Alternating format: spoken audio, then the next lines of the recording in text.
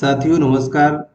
राज्य शिक्षा केंद्र भोपाल द्वारा 16 सितंबर 2021 को एक अत्यावश्यक लेटर जारी किया गया है समस्त जिला के लिए, जिसमें कि 20 सितंबर से कक्षा 1 से 5 तक के विद्यालयों को जो संचालन किया गया है, उनके संचालन हेतु कक्षाओं के संचालन के दौरान कैसे संचालन किया जाएगा, इसके लिए विशेष दिशा निर्देश इसमें दिए गए हैं। तो चलिए हम कक्षावार जान लेते हैं कि किस कक्षा के लिए हमें किस प्रकार से कार्य कराना है शिक्षण का।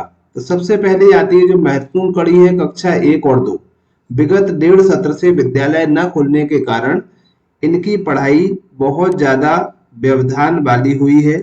तो कक्षा 1 और 2 के बच्चों के लिए शाला का एक ही शिक्षक कक्षा को संचालित करेगा।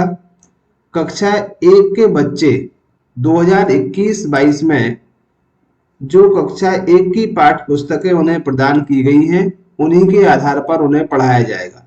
लेकिन इसके लिए जो मेन बात है वो है कि जो विगत सत्र में कक्षा 1 में जो बच्चे थे वो वर्तमान में कक्षा 2 में आ गए हैं। इनका जो लर्निंग गैप हुआ है, इसे पूरा करने के लिए जब तक उन्हें वो सिलेबस पूरा नहीं हो जाता, उस समय तक कक्षा 1 की पाठ्य पुस्तकों के अनुसार ही पढ़ाना होगा। ये इसके लिए महत्वपूर्ण निर्देश जारी किया गया है।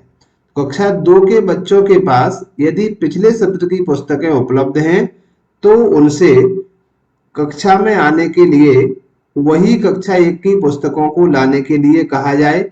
यदि पाठ्य पुस्तक उपलब्ध नहीं है तब उन्हें कॉपी, पेन और रनिंग ब्लैक बोर्ड के माध्यम से कक्षा 1 की पाठ्य पुस्तकों के आधार पर ही अभ्यास कार्य उपलब्ध कराए जाएंगे।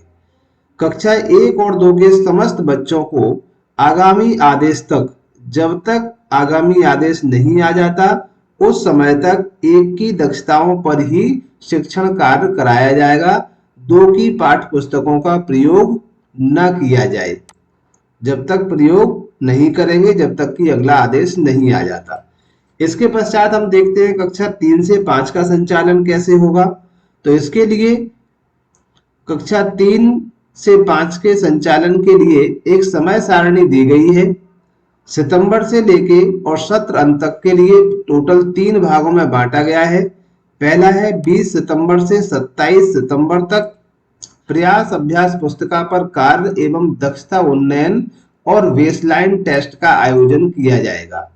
जिस तरह से बेसलाइन टेस्ट कक्षा 6 से 8 तक के लिए आयोजित हुआ है, उसी तरह से बेसलाइन टेस्ट का आयोजन होगा। और बेसलाइन टेस्ट का आयोजन होने के बाद उनके स्तर के अनुसार नेक्स्ट दूसरा चरण चलेगा, जिसकी अवधि होगी 28 सितंबर से 13 नवंबर तक।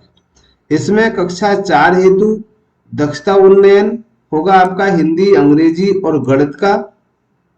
ये संपूर्ण कालखंडों में पूरे दिन 28 सितंबर से 13 नवंबर तक कंप्लीट जो शिक्षण कार्य होगा दक्षता उन्नयन का चलाया जाएगा कक्षा 4 के लिए। और कक्षा 3 और 5 के लिए कुछ अवधि 10:30 से 2 बजे तक का समय दक्षता उन्नयन का होगा और दोपहर यानी लंच के बाद का जो समय होगा वो एनएएस की तैयारी के लिए रखा गया है कक्षा 3 और 5 के लिए, क्योंकि इन दोनों कक्षाओं का 12 नवंबर को एनएएस का एग्जाम होना है। इसके बाद जो तीसरा चरण है 15, अगला चरण दूसरे चरण का जो सेकंड भाग होगा 15 नवंबर से 15 जनवरी तक का। इसमें पूर्व कक्षा का जो लर्निंग आउटकम का गैप हुआ है उसका कोर्स को ब्रिज कोर्स के रूप में चलाया जाएगा और दक्षता उन्नयन का बूस्टर कालखंड भी यहाँ पर रहेगा। बूस्टर डोज के रूप में दक्षता उन्नयन की कक्षाएं संचालित होंगी। इसके पश्चात जो नेक्स्ट पीरियड रहेगा 16 जनवरी से और 16 अप्रैल तक यानी सत्र के अंत तक, इसमें जो वर्तमान कक्षा में जिस कक्षा में छात्र अध्ययनरत हैं उसी कक्षा की पुस्तकों का अध्यापन कार्य कराया जाएगा। तो ये थी रूपरेखा कक्षा संचालन की या शैक्षणिक संचालन किस प्रकार से किया जाए। यह सुनिश्चित किया जाए कि प्रत्येक प्राथमिक शाला के प्रत्येक शिक्षक उपयुक्त शिक्षण योजना से भली भांति परिचित होकर इसका अक्षरशः पालन करें, जिससे कि जो लर्निंग गैप कोरोना काल के कारण हुआ है वो हमारा पूरा हो सके। तो साथियों, ये थी आज के पत्र से जुड़ी हुई महत्वपूर्ण बातों की एक बहुत ही महत्वपूर्ण जानकारी अच्छी लगी हो तो आगे शेयर और वीडियो को लाइक कमेंट जरूर करें। चैनल पर पहली बार है तो चैनल को सब्सक्राइब करें और लाइक करें। Thank you.